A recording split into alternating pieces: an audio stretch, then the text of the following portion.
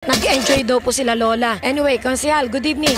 Magandang gabi po, Tita Rose, sa lahat po ng tumataguyod sa Gabay at Aksyon. Panibago na naman po nag-launch ng proyekto. Ito po ay tinatawag kong Kalusugan Mo, Aalagaan Ko. Ito po ay sinasakupan ng 5 barangay. Every Sunday po ito. Ito po ay exercise at sayaw para na rin po sa ating mga senior citizens, sa ating po mga kababaihan, sa kalalakihan. Ito rin po ay paraan upang mapatibay po natin ang kanilang pagkakaibigan at pagkakapitbahay. Tita Rose, may mga programa rin po ako sa kalusugan. Nandyan po yung ating clinic every second and third week of the month. Ito po ay nandyan sa Barangay Hall ng Barangay 197. Sa summer, andyan din po yung ating Operation Tuli. Nandyan din po yung Play and Learn program natin. Ito po ay lahat tungo sa pangangalaga ng ating mga kalusugan. Nagpapasalamat po sa ating pong Councilor Grace Santos, sa ating pong butihing Vice Mayor Marlon Pesebre sa patuloy at walang sawang pagbibigay ng proyekto dito po sa barangay po namin para mapangalagaan yung kalusugan, hindi lamang po ng ating pong mga kababaihan, kundi yung iba't ibang sektor po ng ating pong lipunan. Maganda proyekto ni Ma'am Grace, saka marami siya na tutulungan din sa amin. Mayroong libreng jeep, magbang naman namatay. Marami pa, saka libreng tent, upuan, pwede manghirap po sa kanya. Ngayon lang po uli nangyari itong ganitong aerobics sa amin at isa rin po itong maganda proyekto ng ating konsehala Grace Santos para na rin po malibang yung ating mga nanay na mga walang ginagawa na kagaya ko na nasa bahay lang palagi. Ang galing-galing nyo kanina mag-aerobics. Ayun nyo lang ba ginawa yan? Nagbobonroom kami sa USCA. Yan ang pinakadibis namin, si Grace Santos. Salamat po kay Councilor Grace Santos.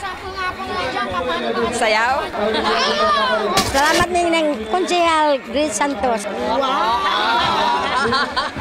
Masaya po na dito si Councilor Grace. Ako po ang sumagot nito. Sa pakikipagtulungan din po ito ng ating Vice Alcalde ng ating lungsod, si Vice Marlon Pesebre. At lahat po ng 5 barangay na talaga pong yung suporta po sa akin nandyan. Ngayong summer po, napapanahon talaga itong nilaunch na program ni Councilor Grace Santos, Pampalakas ng Puso. So, Konsehal, pinakamensahe sa ating mga taga-District 1. District 1, District 2 na. Pwede na tayo mingin tuloy yung mga taga-District 2. Paisa-isang proyekto, ngunit hindi po natitigil, hindi po napuputol. Tito Rose, before the school starts, we will also launch again my scholarship program.